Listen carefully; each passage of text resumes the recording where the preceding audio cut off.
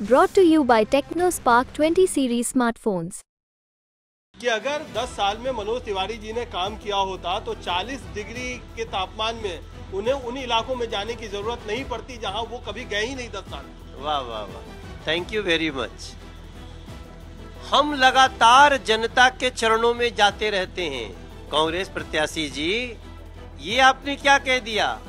जनता तो भगवान है हमारे लिए, जनता भी बूथ तक आएगी, लेकिन आपने तो अपमान कर दिया जनता का। हम क्या काम करने के बाद हम जनता से घमंडी हो जाएं? हम घमंडिया गठबंधन नहीं है। 2024 की जंग चल रही है और दिल्ली में सारे उम्मीदवारों की घोषणा हो गई और माहौल चुनावी है। और इस चुनावी माहौल में लगातार इलाके में तमाम प्रत्याशी लगे हुए हैं।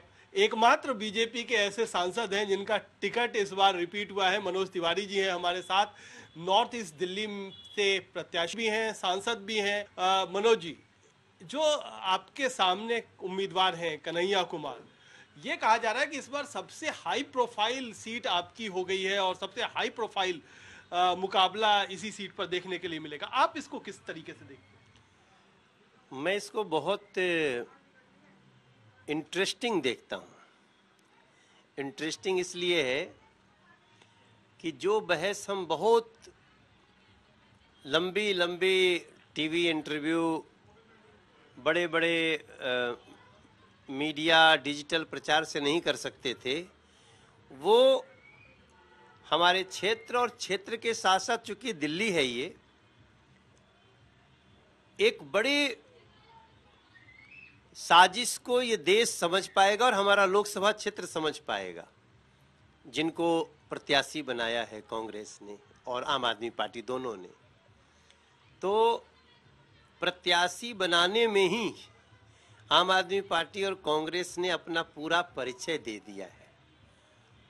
और दूसरा फायदा मुझे ये होगा कि हमने जो काम अपने क्षेत्र में किया है उसकी चर्चा तो होगी, क्योंकि अब कुमार कुणाल जी भी आएंगे, नॉर्थ ईस्ट दिल्ली में बैठे हैं।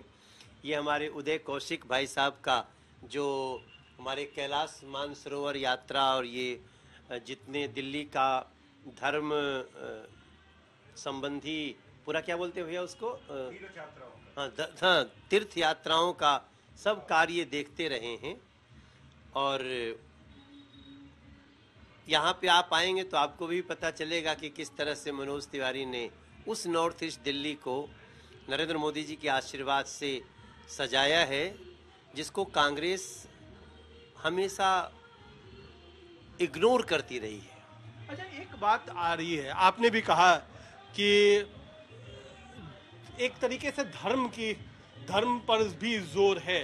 तो क्या आपको लगता है कि ये जो चुनाव है, ये ध्रुवीकरण का चुनाव ज्यादा हो जाएगा? अभी हम आज घूम भी रहे थे, आज हनुमान जयंती भी है, तो बहुत सारी जगहों पर हमें यात्राएं भी दिखी हैं। तो क्या ये एक तरीके से ये पूरा ध्रुवीकृत चुनाव है? अब तो मैं जहां जा रहा हूं, कोई ये उड़ा दे रहा है, कोई ये पहना दे रहा है, कोई ये पहना रहा है। तो ये तो हमारी विरासत है। विकास भी करना है और विरासत भी बचाना है। और विरासत को तो बचाने से बहुत ऊपर उड़ गए हम लोग। अब विकास सिर्फ करना नहीं है, विकास के रिकॉर्ड बनाने हैं। विरासत सिर्फ बचाना नहीं है। नरेंद्र मोदी जी ने कहा विकास और विरासत दोनों में दुनिया में सबसे ऊंचा रिकॉर्ड बनाना है, और वो है सत्य सनातन संस्कृति का, क्योंकि इसमें सभी धर्मों का सम्मान है। अच्छा, आप विकास की भी बात कर रहे हैं, विरासत की भी बात कर रहे हैं। आज जब कन्हैया कुमार आज तक से बात कर रहे थे, तो उनका कहना है कि अगर 10 साल में मनोज तिवारी जी ने काम किया होता तो 40 डिग्री के तापमान में उन्हें उन इलाकों में जाने की जरूरत नहीं पड़ती जहां वो कभी गए ही नहीं 10 साल। ये तो बड़ा अच्छा ऐसा बोला उन्होंने। वाह वाह वाह, थैंक यू वेरी मच। हम लगातार जनता के चरणों में जाते रहते हैं। हम जनता से मिलने में अपनी बेइज्जती नहीं समझते। कांग्रेस प्रत्याशी जी, ये आपने क्या कह दिया? जनता तो भगवान है हमारे लिए, 40 नहीं 50 डिग्री सेंटीग्रेड अगर तापमान होगा तो भी हम जनता के पास जाएंगे। और कितना भी सेंटीग्रेड तापमान होगा, जनता भी बूथ तक आएगी। लेकिन आपने तो अपमान कर दिया जनता का। हम क्या काम करने के बाद हम जनता से घमंडी हो जाएं? हम घमंडिया गठबंधन नहीं है। हम एनडीए हैं, हम बीजेपी हैं, और हम सब कुछ करके भी कहते हैं ये सब तो अभी ट्रेलर है। अभी तो देश और समाज का असली विकास होना बाकी है। कोट कर रहा हूं नरेंद्र मोदी जी को। अच्छा, आजकल नरेंद्र मोदी जी के बयानों पर बहुत सारा विवाद भी छिड़ा हुआ है और बहुत सारी बातें भी लगातार चल रही हैं। तो थोड़ा देर रुक जाओ बेटा, इसको बंद कर। उस विवाद को किस तरीके से हम इलाके में भी हैं और इलाके में लगातार आपका इस तरीके से मिलना जुलना का कार्यक्रम भी चलता है। बिल्कुल बिल्कुल। तो मैं ये कह रहा हूँ कि नरेंद्र मोदी जी के एक बयान पर भी विवाद चल रहा है कि जो उन्होंने कांग्रेस के घोषणा पत्र को लेकर के भी कहा कि जिस तरीके से अगर संपत्ति पर नजर है या संपत्ति की जो सर्वे करवाने को लेकर है उस पर विवाद है, उसको लेकर के आप किस तरीके से, उस पर आपकी प्रतिक्रिया क्या है? मैं तो हैरान हूं। नरेंद्र मोदी जी ने तो सबकी आंखें खोल दी हैं। मेरे पास भी है कांग्रेस मैनिफेस्टो 2024। इस मैनिफेस्टो में 3 बातें कि हम आएंगे तो मुस्लिम पर्सनल लॉ लागू करेंगे।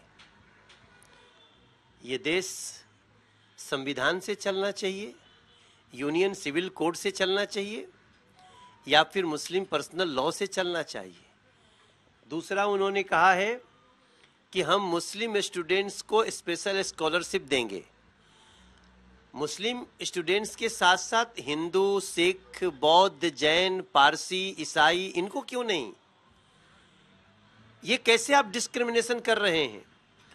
और तीसरा आप लिखते हैं कि the economic empowerment of minorities is a necessary step. और उसके बाद आप लिखते हैं कि we will ensure that banks will provide institutional credit to minorities without discrimination. Discrimination का परिभाषा समझते हैं? आप कहते हैं कि हम सिर्फ एक धर्म के स्टूडेंट्स को स्कॉलरशिप देंगे, तो बाकी धर्मों के लोग आपको अभी क्या करेंगे?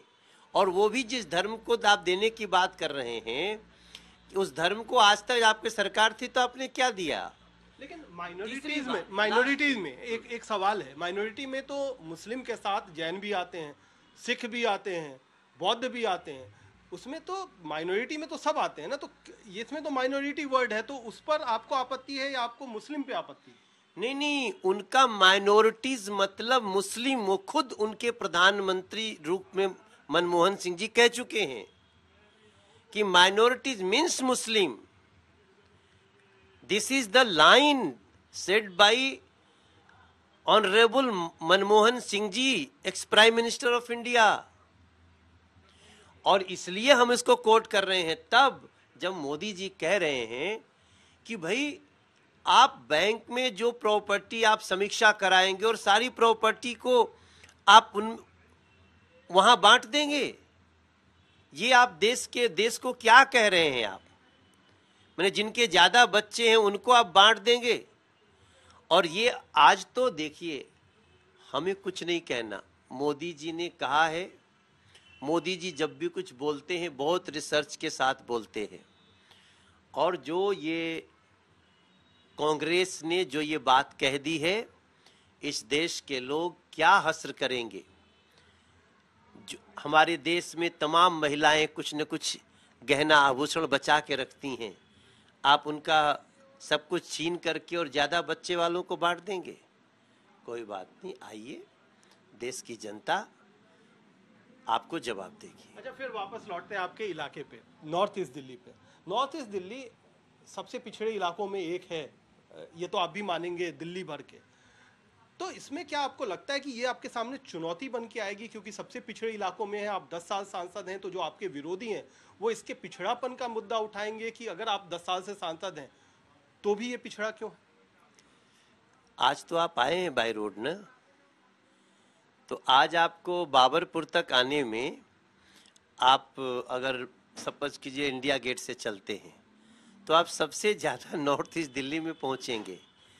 आप, मुझे लगता है कि आप आए होंगे शास्त्री पार्क से। जिस शास्त्री पार्क पे आप देखे होंगे, आप एम्स जैसा चौराहा हो गया है शास्त्री पार्क, 1 मिनट नहीं रुकना पड़ता, वहाँ 1.5 घंटा रुकते थे। और जब पार किए होंगे, ऊपर से आपको एलिवेटेड रोड दिखा होगा, उसके थोड़ी बगल से आप जब इधर से जाएंगे तो आपको ट्रिपल डेकर मेट्रो दिखेगा। आप मेट्रो के नीचे से आए होंगे। ये सब कुछ 2014 के पहले नहीं था, ये सब 2018 के बाद आया है कुमार भाई। तो अब हमारी नॉर्थ ईस्ट दिल्ली बहुत मामले में पीछे है, क्योंकि हम स्टेट गवर्नमेंट में हम नहीं हैं। और दिल्ली का जब तक गलियों का विकास नहीं होगा, घर घर में साफ पानी नहीं आएगा, जब तक बुजुर्गों का पेंशन नहीं मिलेगा, जब तक घोटाला नहीं रुकेगा शराब का, डीटीसी का, जल बोर्ड का, तब तक हम दिल्ली को उस स्तर पे ले जाने में कोई भी सक्षम नहीं होगा।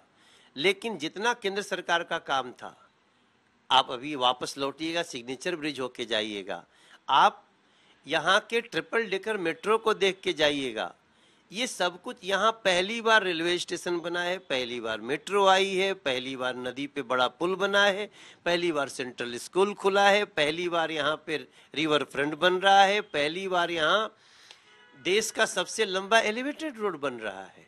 अच्छा, एक बात और है, क्योंकि आपके जो विरोधी हैं कन्हैया पे बहुत सारे विवाद जुड़े हुए हैं और आप निश्चित तौर पर अपने चुनाव प्रचार के में भी उसको उठाएंगे। तो आपको लगता है कि जो विवादों से उनका पुराना रिश्ता है वो कहीं ना कहीं वोटर के मन में असर करेगा? 100% करेगा। देखिए, जनता सबसे पहले क्या चाहती है? सुरक्षा। और ये जो प्रत्याशी दिया है कांग्रेस और आम आदमी पार्टी ने, वो देश को टुकड़े टुकड़े करने की भावना रखते हैं। वो चाहे कितना भी उसको छुपाने की कोशिश करेंगे चुनाव के लिए, मगर उनके व्यवहार देश के लिए सरेआम है। वो आतंकवादियों के समर्थक हैं, वो अफजल गुरु के समर्थक हैं। उन्हीं का नारा है कि अफजल हम शर्मिंदा हैं, तेरे कातिल जिंदा हैं। कातिल कौन है? Supreme court. सुप्रीम कोर्ट ने सजा दिया उनको, अफजल जो भी व्यक्ति संसद पे हमला कराए। आप उनको कहते हैं कि आप अफजल के तरफदारी करते हैं, अफजल हम शर्मिंदा हैं। और आप भारत की सेना को, जिसके लिए सेना अपने मन में भारत माता की जय का नारा गूंजता है, आप उस सेना को गाली देते हैं। और जो गाली देते हैं हम माइक पे नहीं बोल सकते सर। तो क्या वोट देते समय लोगों को पता नहीं रहेगा कि ये व्यक्ति तो सरेआम देश को टुकड़े टुकड़े की बात करने वाले हैं? अब चूंकि कांग्रेस और आम आदमी पार्टी के शीर्ष नेतृत्व भी उसी में चले गए। आप इस क्षेत्र में घूमिएगा, कांग्रेस के कार्यकर्ता हताश हैं, आम आदमी पार्टी के कार्यकर्ता, बड़े बड़े पदाधिकारी हताश हैं, निराश हैं, भाजपा ज्वाइन कर रहे हैं, कुछ घर बैठ गए हैं, कुछ को समझ में नहीं आ रहा है हम कैसे इसका प्रचार करेंगे। पॉलिटिकल कंपल्सन होता है, लेकिन मुझे लगता है अंदर अंदर सब कुछ खोखला हो गया है। और शायद इसी का उनकी मीटिंग्स में जो कुछ हो रहा है ना, आप देख लीजिए। अच्छा, लेकिन वो उनसे भी ये सवाल पूछा गया था उनके भाषणों पर, उनके विवादित बयानों पर। उनका कहना था क्या कि सरकार तो आपकी है, पुलिस तो आपकी है, अगर उन्होंने ऐसा दिया था जो कि प्रमाणित नहीं हुआ, कोर्ट ने भी उनको कहा कि ऐसा कोई प्रमाण नहीं है, उनको जानबूझ करके इस तरीके से फंसाया गया, तो वो जेल में होते। तो जो पुलिस उनको पकड़ करके जेल में नहीं डाल पाई, तो आप अनर्गल विवाद बढ़ाने के लिए ऐसे बयानों को उनके नाम से प्रचलित कर रहे हैं। उनके ऊपर ऑलरेडी केसेस चल रहे हैं और राजनीतिक पार्टी का काम या सरकार का काम सजा देना नहीं है। बातें कोर्ट में चल रही हैं, एक दिन सजा मिलेगी। अगर वो इस आड़ में बचने की कोशिश करेंगे तो कोई बात नहीं, ये तो सबके मोबाइल में है। आप जितना दिन तक बाहर हैं, बाहर हो जाइए। इस देश में तो लोगों ने बड़े बड़े नरसंहार करके भी और बहुत लंबे समय तक वो लंबे समय बाद न्याय हुआ है। न्याय होने में बहुत लंबा टाइम लगता है, लेकिन उससे ये कुछ अपराध ऐसे होते हैं कुमार जी, मैं आज तक से शेयर करना चाहता हूं, जिसमें बयान गवाह आते रहते हैं, लेकिन ये ऐसा अपराध है इन लोगों का, खासतौर से उस प्रत्याशी का, जो लोगों को सबके पास है, और केस कब चलेगा, कब सजा मिलेगी, कब उसका क्या होगा, वो अलग बात है। झूठ बोलने को तो कोई भी बोल करके बदल जाता है, लेकिन जो मोबाइलों में है वो थोड़ी बदल सकता है। और इसलिए जिसकी नीयत और नीति समझ में आ जाती है, उससे समाज चौकन्ना रहता है। चलिए, आपको बहुत बहुत शुभकामनाएं। और मनोज तिवारी लगातार यही बात कर रहे हैं कि कई मुद्दों पर ये चुनाव है। ये चुनाव न सिर्फ प्रत्याशी के खिलाफ है, जिनके खिलाफ कई सारे विवादित बयान हैं, उसके साथ ही साथ विकास का भी मुद्दा है, और साथ ही जिस पार्टी से उनकी चुनौती है, उनका मुकाबला है, उस पार्टी के खिलाफ भी जो एक माहौल है बतौर मनोज तिवारी, वो भी बड़ा काम करने जाएगा और आने वाले चुनावों में निर्णायक साबित हो सकता है। कैमरामैन अजय कुमार के साथ कुमार कुणाल, दिल्ली।